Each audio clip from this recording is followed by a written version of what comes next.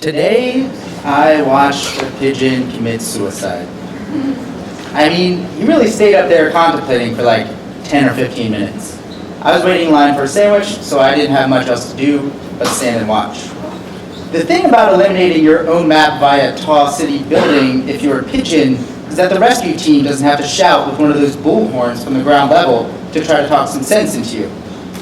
They can literally fly right next to you and have a chat about whatever it is they chat about. Usually things like, you don't have to do this, or what would your mother think, or think about your little sister, etc., I think.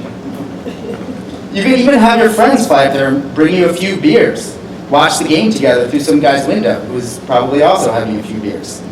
All of this made the choice of the birds, standing on the ledge and going for the ultimate plummet, seemed pretty awkward. He could have just flown in front of a train, or stayed in the middle of the street when a car tried to pass, or even just kept his place on the sidewalk while hundreds of tourists herded through town without even looking where they're going. The spectacle, though. It's all about the show, the statement, the message to your fellow community.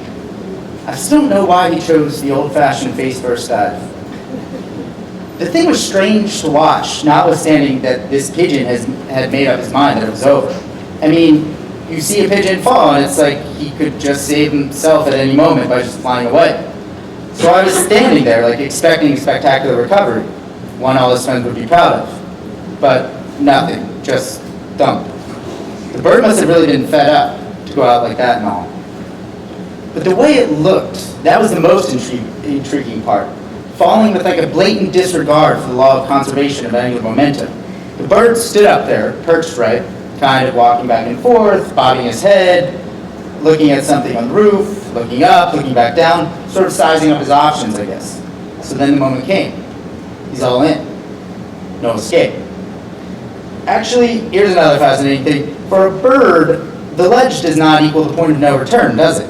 He has a few more seconds where he's got to be committed to the fall so that he doesn't abort the mission and all. But he's decided to take the first step now. He's facing forward, away from the building, looking out over the other buildings and toward the rest of the city, head held high, proud. His feet are wrapped around the railing as he pivots forward. It starts slowly. At first it's not clear, maybe he's just a little inebriated and losing his balance. But then he speeds up, pivoting downward, head now racing toward the horizontal position. This circumstance, the force of gravity on the center of mass of the bird, combined with the fact that his feet are attached to the railing, sets up what is called, in the profession of physics and like many other mechanical trades, a lever arm. This generates an initial amount of angular momentum so that as the bird decides to let go, he may not have a whole lot of self-confidence, but what he's got is a lot of angular momentum. At this point, it's hard to say what's going through the poor little guy's cranial nervous system. He's probably actually pretty nervous. As he pivots down, when he reaches approximately the horizontal, his wings puff up, and you could almost think that he was about to abort. But it's just a brief little puff as the air rushes up between his wings and body. He must have been pretty relaxed, actually, because this puff seems to catch him off guard. But then he quickly pulls his wings in, bodyward. And then all the angular momentum seems to just vanish. He's pivoting downward, gravity generating the AM, and then he decides to let go.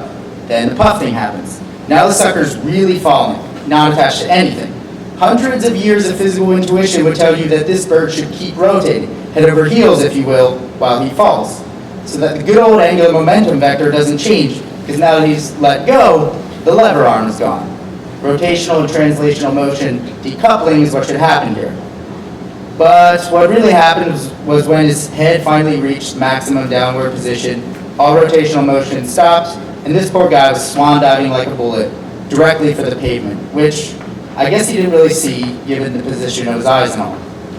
He was more like looking up and down the street to see if there was anything else interesting going on. Come on. He must have known he was the only show on this block on this AM.